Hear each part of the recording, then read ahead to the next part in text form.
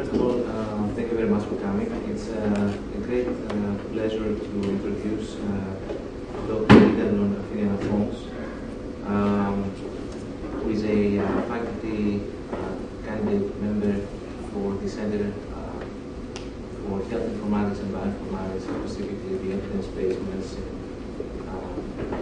information retrieval and scientific methods lab. Dr. Aphinyanaphongs earned bachelor's and master's degrees in electrical engineering and environmental engineering from National Institute, and subsequently he worked for Hewlett-Packard, I believe, for something like that, right? GE, I'm sorry. And then he pursued studies in biomedical informatics at Vanderbilt University, where he earned a second master's and a PhD. And recently he completed his MD training. Congratulations on that. Dr. Aphinyanaphongs' work that he will be presenting today is quite unique in that he pioneered the first applications of pattern recognition for biomedically oriented information retrieval, both for searches in PubMed as well as on the web. As you will see, the approaches, by virtue of being technically sophisticated and very focused and context-specific, they achieve much higher precision and recall than the state-of-the-art, both in terms of PubMed and also compared to other very important benchmarks such as Google Rank, PageRank, and Yahoo Ranks. And it is the hope that this work, these kinds of knowledge and this kind of science technology can help across the board the medical center in terms of identifying relevant information, both bibliographic, web-based, and local resource searches to be more efficient and accurate and helpful in terms of bringing together scientific communities and bodies of work. And on a personal note, I have to say that I'm especially proud of his accomplishments and happy that he joins us together for this presentation, because he was my first PhD student and also the first PhD student to graduate from the Vanderbilt program in biomedical informatics. He received various awards, including Best Paper Competition awards, and he's clearly recognized among his peers as a star in the field. Also, he received the very exclusive Nonlinear fellowship from the National Lab of Medicine.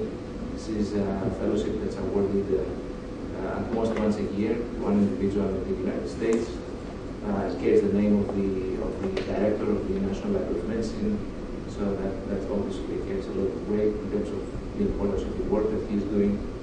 And without further ado, let me welcome you to the podium. Thanks. Thank you for that introduction. It was very generous. So searching the medical literature is pretty hard, and it's only getting harder. Dilbert provides us a little bit of insight into that. You know, humans haven't changed much over the last centuries or hundreds of years. We still have limits on our attention, our time, and our ability to comprehend, and yet information is like a fire hose shooting at a teacup. So finding this needle in this haystack in 1970 might have been a little bit more manageable. There are only 1 million documents. The haystack was only 1 million documents big in 1970. But in 2009, there are nearly 16 million documents. And so finding the needle in that haystack is much harder.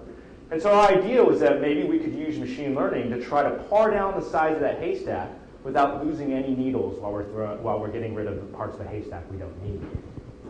And so our research work has had 4 primary objectives.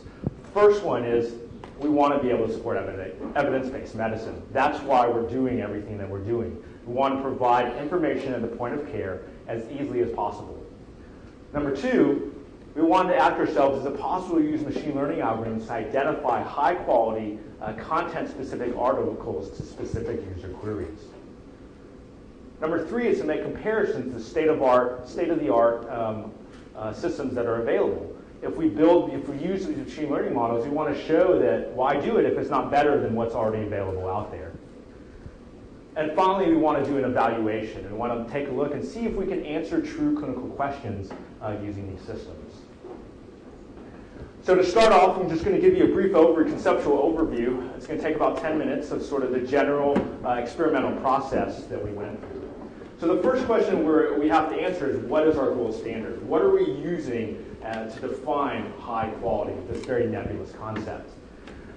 The basic framework is you take a series of labeled examples, you enter them into a computer program which allows you to build a model, and this allows us to take a series of unseen examples and label them.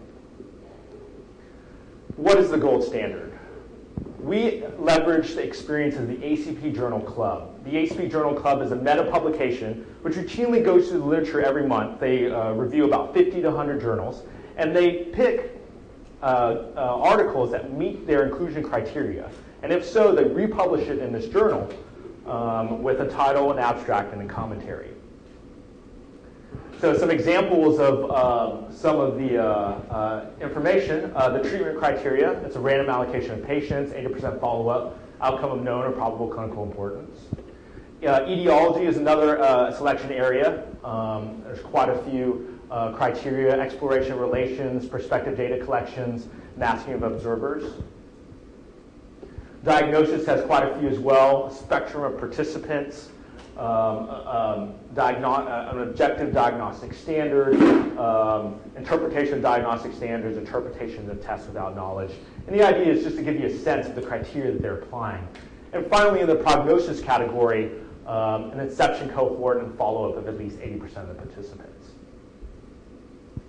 And these are the 49 journals that we chose to comprise our gold standard. And as you can see, they cover quite a few different areas in medicine: cardiology, gastroenterology, emergency medicine, neurology, rheumatism, diabetes, geriatrics, infectious disease, neurology, as well as the major journals: New England Journal of Medicine, Journal of the American Medical Association. So how do we build these corpora? How do we build these corpuses? Well, what we did is we took those 49 journals and we downloaded all articles in one publication time period. So we downloaded every article between August 98 to September 1999. Then we reviewed the ACP Journal Club till December of 2000 and marked any articles that were cited in that time period and marked those as positive. So out of all the articles we downloaded, we marked the ones that were positive if they appeared in the ACP Journal Club, and the rest were negative. Similarly, we built a second corpus in the prognosis and diagnosis categories, where we extended the time frame of publication time period to September 2000, looked at the ACP Journal Club to December 2001, and marked any journals that appeared in that area as positive and the rest as negative. And this resulted in the following sample sizes, and they're just for your reference. And the idea here is that we have very small percentages of what are considered high quality, meeting the criteria of the ACP Journal Club in each year, 2.5, 1.3, 0.3, and 0.2% respectively. So the next thing we have to do is convert these documents into a machine-readable format, into something that we can use for our machine learning algorithms. So this is an example of one of the articles, and we take words in the title, words in the abstract, publication type words, and mesh terms. And we use a bag of words approach. So more specifically, so in the first, for the title, we prefix a title moniker on it, and then each word gets an individual word. From words in the abstract, we do the same thing. Publication type gets the PT underscore prefix, and the mesh headings get a MH underscore heading as well. And so the idea is that for each sentence, in this example, we have this representation where we break it up into individual words. We remove stop words such as the and of that do not provide any semantic value. We do some stemming where we take away, we want to get to the roots of words. And finally, we apply an encoding algorithm. It's called log frequency with redundancy. And we chose this because it was shown to have the best performance using support vector machines, which I'll discuss in a second. So this is the machine learning technology we use we did research. Some of the very first research we did looked at different machine learning models and which one performed best in this area. We looked at naive Bayes, boost texture, AdaBoost, and support vector machines. We found that support vector machines work the best across the board. So I talk about them exclusively here, and I'll describe what they are. So the idea here is that you have two sets of data, the squares and the stars. And the idea is you want to generate a hyperplane that maximizes the margin between the support vectors shown in the circles.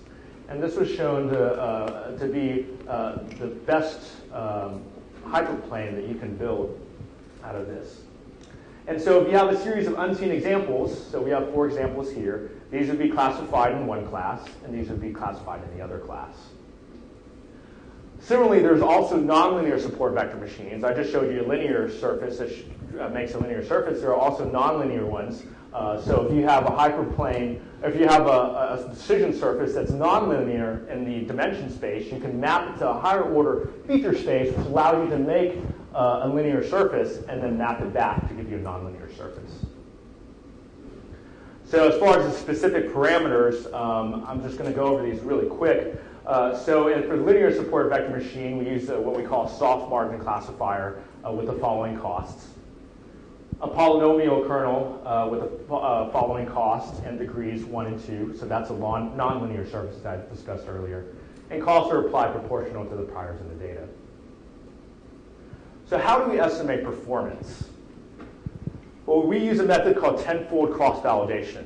And this is an unbiased way of determining performance of the system. So if we have 15,000 articles in our data set, and we divide it into a train, a validation set, which is used to optimize any parameters in the train set, and a test set. We do this 10 times, such that the union of all the purple test sets is the whole data set itself. We get a performance measure for each fold, and we take the average and then report that measure. How do we interpret the models? We interpret the models using receiver operating curves. These were used in World War II when they were looking at radar operators were looking at radar blips to try to determine whether they were an enemy, a friend, or nothing at all. And what they essentially show you is that for a given threshold, what is the difference in the signal and how well can you determine two signals? In this case, one signal for us is the positive class and the other signal is the negative class. As a summary statistic of the receiver operating curve, you can get an area under the curve, and it tells you how well the two sets of data are separated. So a perfect separation would be an area in a curve of 1.0, okay separation of 0.8, and a random separation of 0.5. So we covered a lot of things so far, and just as a quick review, we're going to go through just some of the things I talked about. So we have the HCP Journal Club. We generated a data set from that, positive and negative. So we get a set of labeled examples, which we encode in a certain format, that we can put in a support vector machine, which allows us to build a model. Finally, we can take a series of unseen examples, label them. We take that procedure, do it 10 times for the tenfold cross-validation, to finally generate some receiver operating curves. So this is the exciting part, and this is where you start really looking at the results and how well these measures did. As I talked about before, we had we built a data set with 4 categories with the following percentages and the following positive and negative articles. And we were really excited by the next slide because we found that they could work really, really well. We get almost perfect separation in identifying articles that are high quality in a specific content category. And we get upwards of area in the curve of 0.97, 0.94, 95, and 95.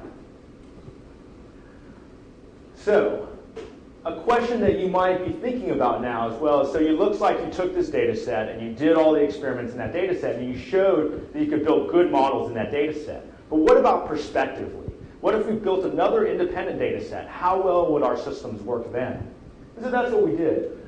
We took our 9899 corpus, we built a model out of that, and then we generated another corpus, an independently collected corpus in 2005, to see how well it would label other documents. And we were really excited by the outcome here as well. So we went from March 2005 to August 2005, marked any articles in the HCP Journal Club to January 2006, and labeled any of the documents in it.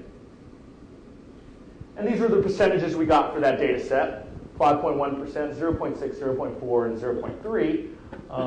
similar. There's some differences, but this was sort of the composition of the 2005 data set.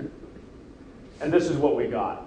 You can see here in the light purple, these are the estimated performances that I showed you before. And if we apply it to an independent data set collected in 2005, we find that the performances are actually very good and the same. And this is very encouraging to us for a couple reasons. Number one, it meant that the machine learning models worked well. Number two, it told us that our estimation method was working as well. And number three, it told us that the HCP Journal Club was a good gold standard. Even in the 5 or 6 years of difference between when we collected the first corpora from the second corpora, that those guys are looking at the data, they're applying their criteria very well. So to extend this work, we started collaborating with a group at McMaster University, the Haynes group, and they had a data set, a 49,000 article data set that covered 161 journals in surgery, pediatrics, oncology with 18 labeled categories. We did the same process that you saw before, and we got some results.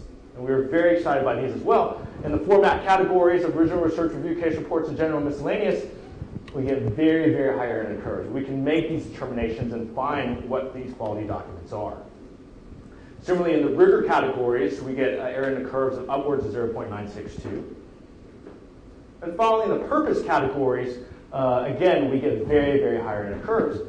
And this was really exciting news because it meant that we can learn these standards. We just have to find data sets and build them that are clearly delineate positive from negative articles, and we can create systems that can identify these articles automatically. So we don't really live in a void. I just showed you a bunch of experiments where we proved that in the data set that we're doing pretty well. But the real question is, how well do we compare to other technologies that are considered state-of-the-art technologies? Toward that end, the clinical query filters link of PubMed is something that works very similarly. It's available at NCBI in the clinical queries link. There are 4 categories: therapy, diagnosis, etiology, and prognosis, with 2 emphases of sensitivity and specificity. And what are they? Well, they're essentially collections of Boolean sets of terms. So the sensitive filter that I show here, as you can see, is just a Boolean set of terms, as well as a specific filter. And the way that they're applied is you simply put in your search parameter, and then it appends these Boolean filters on the end and gives you results. So to make the comparison, we took that first corpus that I described, the 98-99 corpus, and we compared the performances. And this is what we found. At fixed sensitivity, we see that we get an improvement of 11% in specificity. If we fix specificity, we get an improvement of almost 40% in sensitivity. Similarly, for an etiology category, fixed at 0.7, we get almost a 10-point improvement. And here we get almost a 50-point improvement in the specificity category.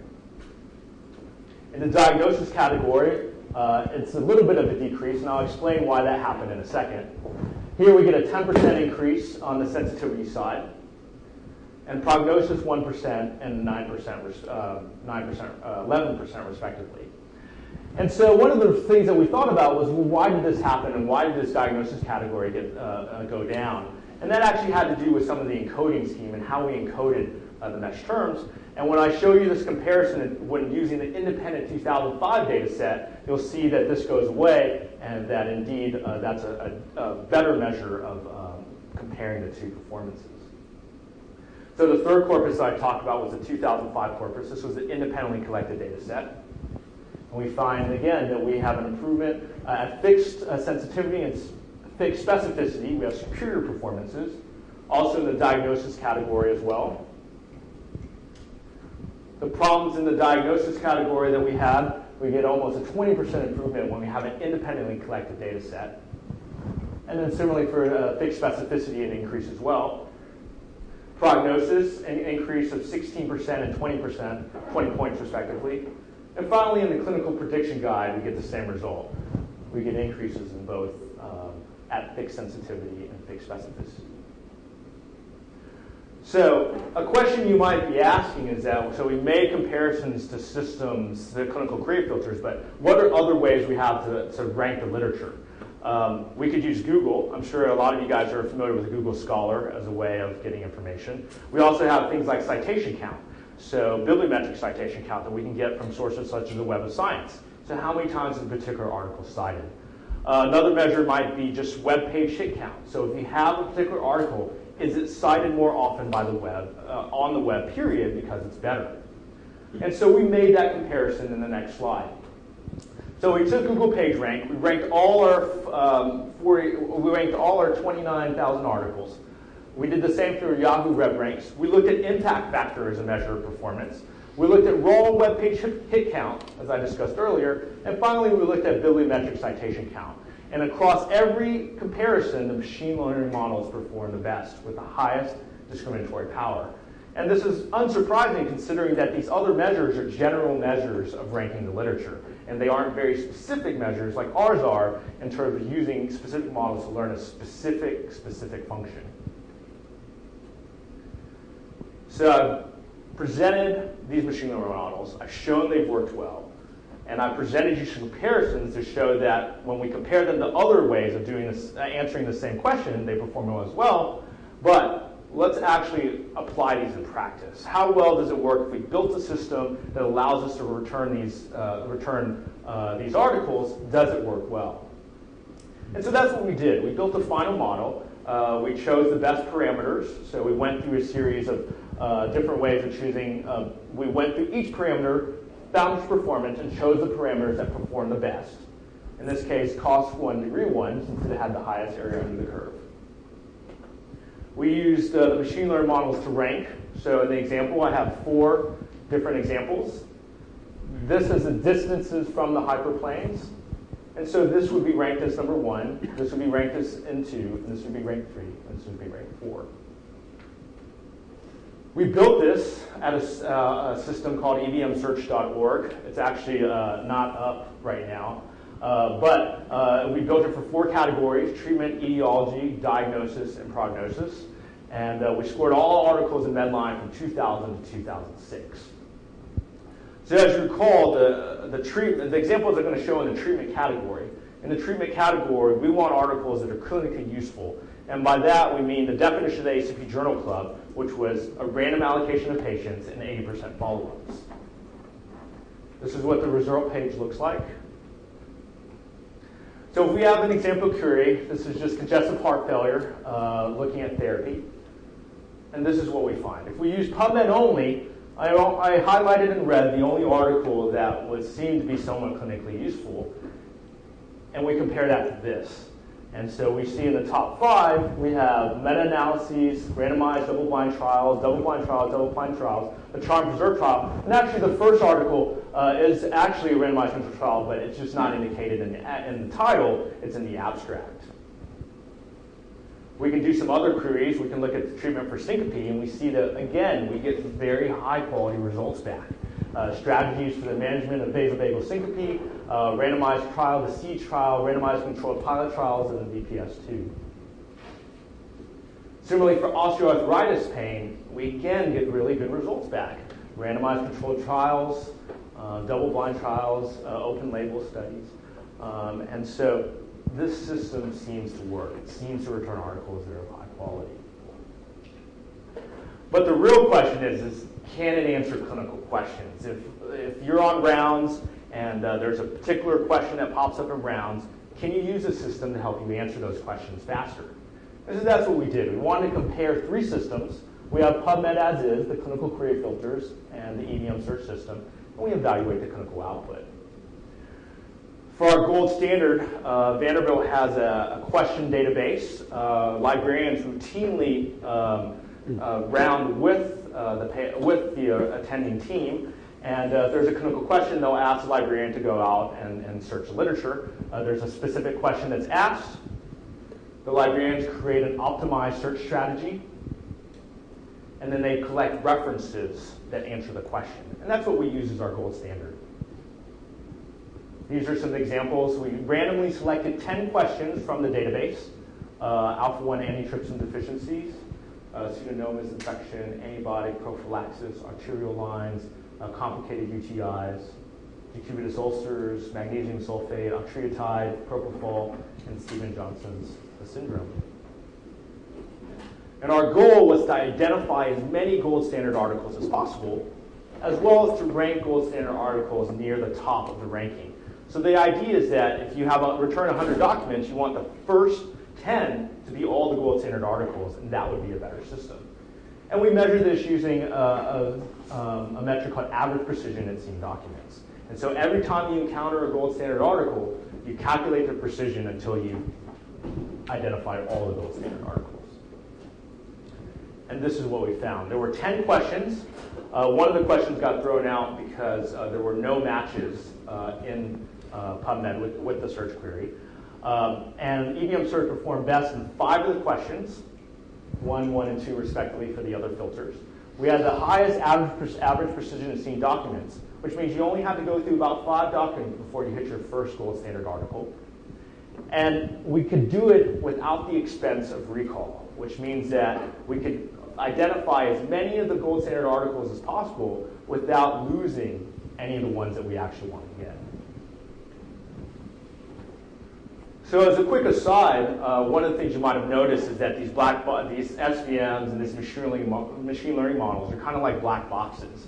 You know, that Boolean filter that you saw earlier, the clinical query filter, you can tell exactly what's going on because you can look at the query, you can see what it's composed of, how it's made. And so we wanted to see if we could take that SVM and sort of open it up and see what was going on inside. So to do that, we utilize decision trees. As a quick reminder of what decision trees are, it's a way of determining values based on a set of criteria. So if the outlook is sunny and the temperature and the humidity is high, we know that we don't want to go play tennis. And this formulation below actually has a Boolean equivalent. So if you have this decision tree again, and we're trying to answer all the times when I should be playing tennis, this is what the Boolean query looks like. Outlook sunny and humidity equals normal, or outlook equals overcast, or outlook equals rain and wind equals weak. So we utilize this. We use some feature selection algorithms in the treatment category to give us 13 selected words, and we were able to build a decision tree as such, whose Boolean query looks like this. Similarly, in the etiology category, we were able to do the same thing. These are the 13 words selected, and this is the tree. As you can tell, it's very large and very complicated, but we can still build individual Boolean queries from each of these leaves. So the question you might ask, though, is that how well do these Boolean queries perform? We have the SVMs, which have a certain area under the curve, and how close can we get to that if we use these these decision trees? We find that using these decision trees, we can get pretty close performance as compared to the SVMs, with the added advantage that we can see what's going on. We can look at the query and see if it makes sense to us. And if so, we can utilize it. And even better is that we can take these queries and use them in the systems that are available today. So I could take PubMed, use that Boolean query, append your query to it, and you would get close performance to what you could get if I had this SVM system, this EBM search system that I built. So we did a lot of this work in text categorization in the primary literature, but then we asked ourselves, is there a way that we could extend this to the web? And this was the last part of my research, and our goal was to help patients identify unproven cancer treatments on the web. This is a quote from a book called The Cure for All Cancers. It's based on the parasite. They have a parasite theory of cancer, which is that all cancers come from some sort of parasite, which messes with the molecular machinery, which ends up causing cancers to start growing. It says the cure is to kill all parasites in their larval stages, together with isopropyl alcohol and carcinogens for the patient's lifestyle, results in remarkable recovery from cancer, generally noticeable in a week. And this is the kind of stuff that we want to protect our consumers from. The internet allows quacks to advocate treatments that simply don't work. And people are spending and desperate, and they spend a lot of money to try some of these treatments. We see that 65% of cancer patients do search for alternative treatments. 12% pursue unconventional therapies. 83% of patients use at least one unproven treatment. And patients are essentially ill-equipped to determine whether these are legitimate or not. There are a couple methods right now that are used to try to determine whether something is legitimate. There's an HMO, Health on Net stamp that's applied to any website that's considered to match your criteria. But there's some problems with this because if you're a quack website and you're trying to sell something to somebody, the last thing you're going to do is try to get a Health on Net Foundation seal of approval when they're probably not going to give it to you.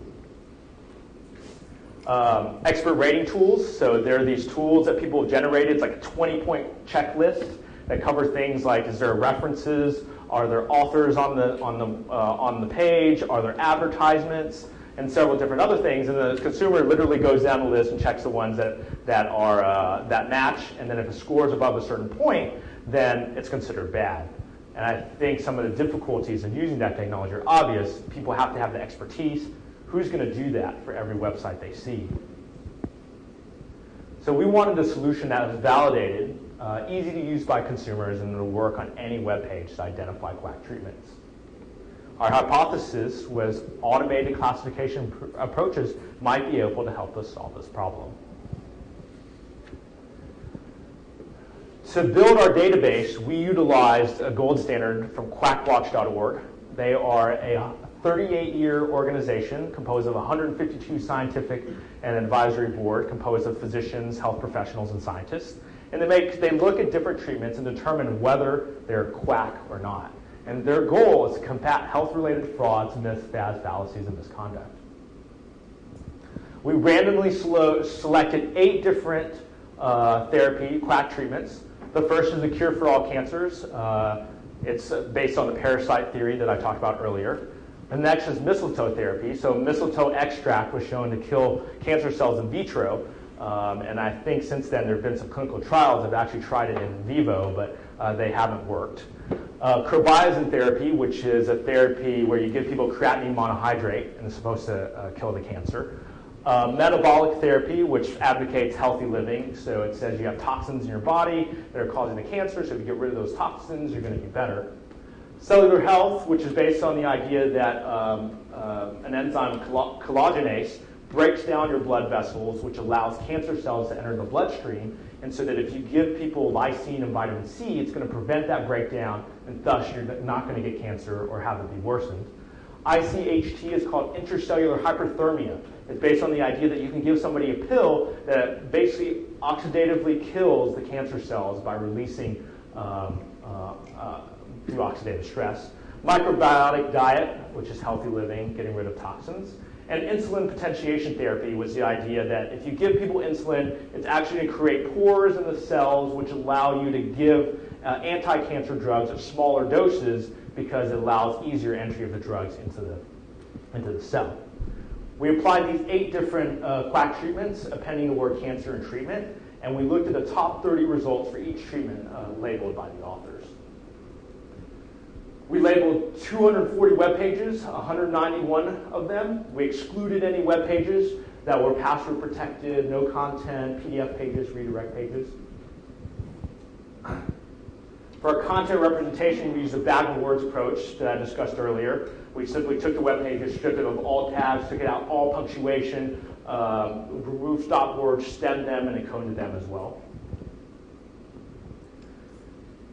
But we wanted to make a comparison, and there was only one other comparison. There was only one other tool available. It's called Quackometer. It's at quackometer.net. The idea is you can input a web page, and it figures and it gives you a score from 0 to 10 as to how quacky this web page is. It looks for words in 5 dictionaries. If the words appear with a certain frequency, it generates a score between 0 and 10. And we did a 10-fold cross-validation that I talked about earlier in determining how well these systems worked. For Google, we looked at the top 30 results. We compared page rank within each topic and observed Google rankings for the top 30 results when the query was applied. So the example here to generate area in the curve, you have your top 10 results. Result 2, 5, 9, and 10 are quack pages. Then we can generate an area under the curve. In this case, it's 0.71 with this distribution. And we showed that the machine learning models worked really, really well. We could identify these quack pages with the area under curve of 0.93, better than either Quackometer or Google. This is the graphic representation of the area under the curve. These are the receiver operating curves, and the support vector machine performed best with the machine learning models. So really quickly, we did a failure analysis. We wanted to take a look at times when the system worked well and times when it didn't work well. For the support vector machine, we counted anything that was a low-quality page in the top 5 results as a success, and it failed if the low-quality page was less than 5. The Quackometer, the score between 5 and 10, it was a success. It was a failure if it was 0 to 5. And for Google, if the item appeared on the first page, it was considered a failure. If it appeared on pages 10 through 30, or the pages 2 and 3, it was considered a failure, a success. And this is what we get. So I'm convinced that our mind and emotions are the deciding factor in the cure of cancer. The support vector machine is able to identify it. The Quackometer only gives it a score of 1, which is a failure.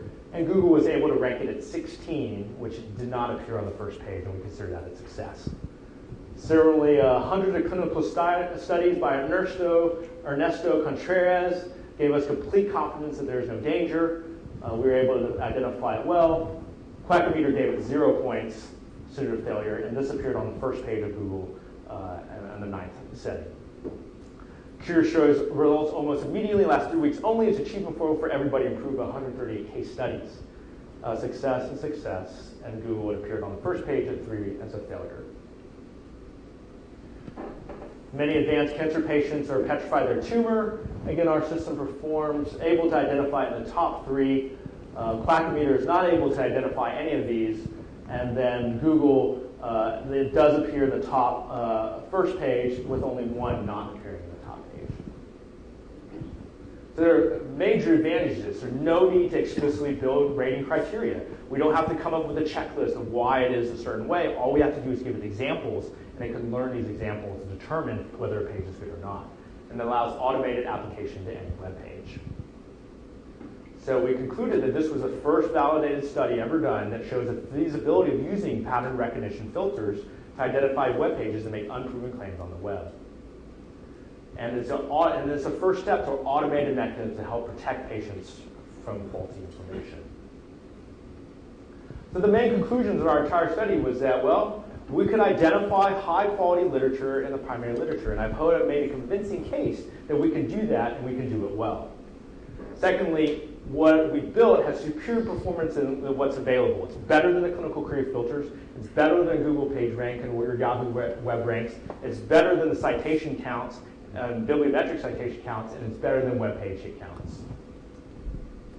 We are moving toward answering real-life clinical questions. We can do it. If you have a question, you use the system, you'll better be able to discover the pertinent articles in a shorter amount of time. And finally, we can identify web pages that make false cancer treatment claims. There are a few open problems still to consider. We only consider clinical questions in the treatment category. How well do they work in other categories? Etiology, prognosis, diagnosis. How vulnerable are the models being gamed? If you're really smart, can you just give me the right words? And then the system is going to rank you high, even though your abstract and title weren't very good. How do we ensure the models don't become obsolete? If I build a model in 2005, is it going to be good in 2015? Is it going to be good in the future? How do we build search interfaces that allow users to get the information they want quickly without having to read and wade through all kinds of information? For questions that EVM search doesn't answer, are there ways that we can make it, are there ways and strategies that we can use to help them better be able to answer those questions, and how can they be fixed?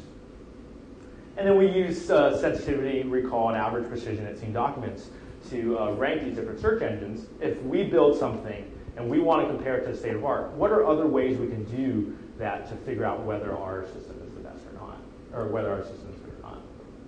I think there's a solution to this problem. I think we're reaching a point where we can have clinicians and health professionals asking them questions and having them be answered to almost the same immediacy that you can go to Google, and if you have an information query, you can get an answer back that you feel like is worthy. I think we're moving in that direction, but it's going to take a synergy of a few different technologies. We're going to have to identify selected question classes. So physicians and health professionals ask specific questions, but we are fortunate in the sense that each question fits in a specific category. Is it a treatment question, an etiology question, diagnosis and prognosis question? And then we can filter and go to the right resource that's going to answer that question the best. Secondly, integrating user feedback. So as people use the system and they start selecting documents, which ones are going to be useful? And finally, linking user queries to chosen papers. If you have a particular query, you start clicking on this paper, and we can utilize the information and improve information retrieval. So thank you for having me. These were my PhD committee members, Dr. Al Ferris, Dr. Harden, Dr. Macy, Dr. Brown, and Dr. Sarmadinos. The Vanderbilt MD PhD program supported me for quite a few years, and the Department of Biomedical Informatics, NLM as well. Thank the MLA Research Fellowship, the Eskin Library, Dr. Satnikoff, Rebecca Jerome, and family. And any questions?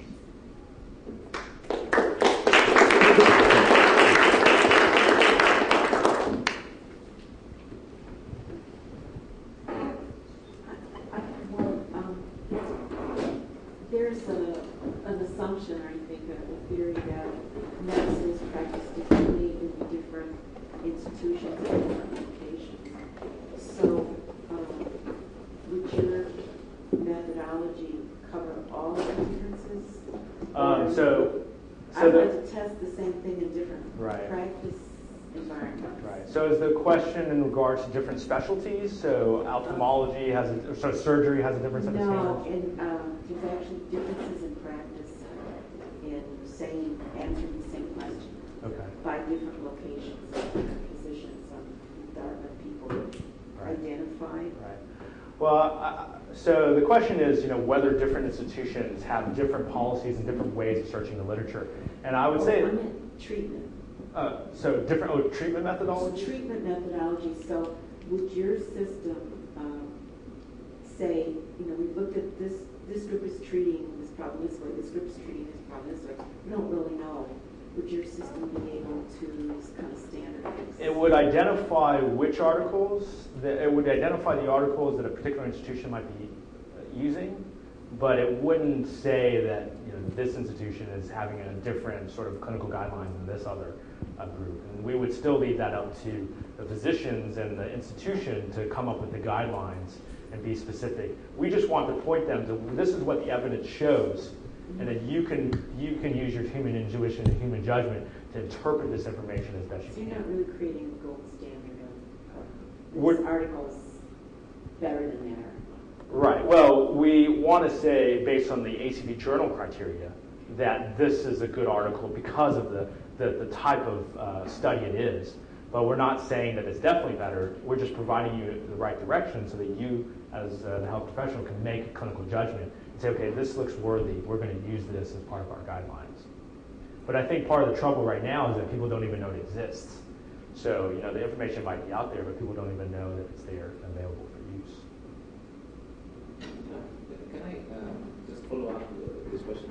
So, I don't know if it was evident from your presentation that you have not applied only the ACPJ criteria as the gold standard, but a whole number of different gold standard corpora. Mm-hmm. Could you comment on whether it would be possible, if someone gives you a particular corpus, say that's institution specific, to build a model that's specific for this institution? Right. Because that would address directly the question that. And yes, we can do that. There was the Surgical Oncology Society. We had a study where we took their gold standard and we built a machine learning model based on their gold standard, and it was able to identify articles really well. And I think the broader picture here is that it might even be possible for me to create personalized lists for people. So if you're a scientist, you have a personalized list of 20 articles that you think are something you want to are the best in your field. I can learn a model for you that'll go out, cull the literature, and return back the articles that are specific of your interest. And anything we can do to make the Haystack a little bit smaller. Can you compare the ACP criteria over time? Can you take their 2008 versus 2005 versus 2001 and see if you get the same articles? Mm-hmm. So you're asking, is it possible to use our system and see if the ACP Journal Club identifies those same articles in a later time period? If their criteria from the 1990s are the same as their criteria from the 2000s. Okay. Well, we can detect if it's different. Because if we build a model in 1990 and it doesn't perform as well in a 2000 or 2005 data set, then we can tell that something has changed, that the ACP Journal Club has done something different or their criteria has changed. But that we haven't explicitly studied that because in the last 25, ever since the ACP Journal Club has been published, they haven't changed their criteria at all. So they've had the same criteria throughout. But I imagine that if there was a change, we'd see that our machine learning models wouldn't work as well. And then we'd have to retrain the machine learning models with the newer data to put that in so it can take into account. Could you use it to determine whether criteria were getting stale? In other words, it used to return really good articles, but it's increasingly not returning. Yeah, and so we could do that. So there's a validation method that we could use, and where I could learn things from the ACP Journal Club that are going to, so I could prospectively try to figure out what's going to be in the ACP Journal Club in the future, and see if those articles appear. If they appear, that's sort of a validation method to say that my models are working. And also, I can continuously build these data sets because this ACP Journal Club information is all available electronically. So I electronically build those data sets, apply my models without any user intervention. Every month, I get some feedback that says, the models that stay the same, we're still identifying the good articles, and I can monitor it over time. And then if something changes and the model stops working, I can know about it immediately and rebuild the appropriate model. When you ran your model against the clinical queries, the diagnosis, therapy, prognosis, did you also do the systematic reviews below? Systematic reviews, we can do. We didn't do systematic reviews explicitly. It wasn't one of the criteria. It is in there, and certainly the next step would be to build a model for systematic reviews. Because I saw your results when you picked up, I think you picked up 5 more than PubMed, because that's the criteria for the meta-analysis and all of that was in the systematic reviews, not in the clinical queries. Let's see, you mean with the clinical prediction guides? No, right, you don't have the systematic reviews. Oh, right. And so we didn't compare to the systematic reviews. We compared to the clinical filters just at the top. And so I think, and yeah, that's certainly something to do. I think also built into the treatment criteria are meta-analyses that they put in there as well. And so, they have those explicit criteria that I showed you of the random allocation, but if you actually look at the data and you actually look at the models that are being built, they're actually choosing meta-analyses as well as part of that. So their criteria, it's specific, but by using the model, by learning by example, we can learn things about the data set that the designers didn't intend. I think this stuff is really great and useful. But my question is more kind of practical. And you touched on it for the general population and how are you going to get them to use this when Google is so easy. So my question is, how are you going to get people, clinicians, to use these resources? And do you know how much people actually use those clinical queries on PubMed already? It seems like it's really limited in terms of how much people actually access those already. And you're right. I mean, I don't think I don't have any data to tell me how often people are using these clinical query filter links in PubMed. I know from my own experience in medical school, we didn't use these that much. And I think part of the problem is that we don't have systems that give clinicians added value. It's sort of like Google gives us added value. We know when we go in there, we can get, within the top 10, we're going to satisfy our information need immediately. And so I think the same onus is on search engines. If you can build a search engine that satisfies your information need immediately, you're going to go to it as your future resource. You're going to think, hey, I'm going to use the system and see what we can get, what kind of information we can get out of that. And I think as a future research agenda, that's what we're pushing for. We're pushing to provide systems that provide immediate information and with exactly the information you need when you need it. And that'll be an onus to use it more often because you're going to get that kind of information from the system. And this is just the technology underlying it to make it happen. Can I offer one additional comment with respect to that? You're right. the clinical fields are not in tremendously widespread use by the general user base of PubMed, for example. However, notice that the same is true for other advanced features. For example, people routinely do not use the mesh browser, although we absolutely know for a fact that they should. So one aspect of the problem is that users of PubMed are not terribly sophisticated, and there is a need for advanced interfaces between sophisticated technology and the user. The other dimension of this, though, is that whereas mesh browser technology is absolutely critical for precise searches, the clinical fields are not particularly good at what they do. So an additional factor, that explains why they're not used is not just the technical sophistication aspect of this, because it's easier to use than, say, the mesh browser, but the fact that they're not performing as well as they should. And part of this work is to just ramp up the discriminatory power and then find ways to deliver this to the general user base easier.